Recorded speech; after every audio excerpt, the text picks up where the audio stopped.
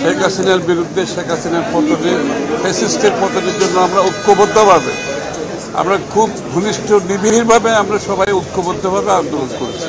শেখ হাসিনার পতন হয়েছে, বাংলাদেশে একটা নতুন বাংলাদেশ, আগামী বাংলাদেশের যে স্বপ্ন আমরা দেখছি, আমরা সবাই মিলে আজকে এটার উপর আলোচনা হয়েছে।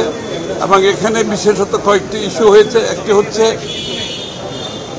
যে আমরা ঐক্যবদ্ধভাবে বিগত দিনে যেভাবে আন্দোলন করেছি, ঐক্যবদ্ধভাবে আগামী দিনে আমাদের 31 দফা যে সংস্কারের যে বিষয়টি আছে, যেটা আমরা 1 বছর আগে দিয়েছি আপনারা জানেন, এবং 31 দফা সংস্কারের মধ্যে রাষ্ট্রের প্রায় সব সংস্কারের কথা বলা হয়েছে।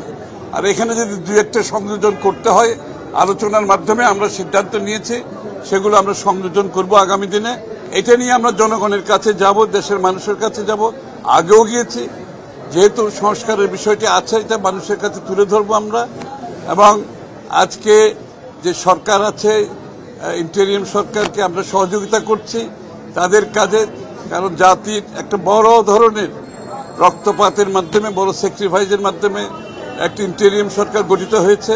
এবং এই ইন্টেরিয়াম সরকার যাতে যত দ্রুত তাদের কাজগুলো সম্পন্ন করতে পারে, সম্পন্ন করে দেশকে একটি আগামী দিনে ইলেকট্রাল প্রসেস, নির্বাচনী কার্যক্রমের মধ্যে নিয়ে গিয়ে যে আগামী দিনে একটি স্বৈরাচারী প্রথা থেকে গণতান্ত্রিক পথে দেশ ফিরে আসে, এবং গণতান্ত্রিক আন্দোলন, গণতন্ত্রের মাধ্যমে দেশে যে নির্বাচন হবে, দেশের জনগণ সিদ্ধান্ত দেবে, তাদের নির্বাচিত যারা সংসদ সদস্য হবে, সরকার গঠন করবে।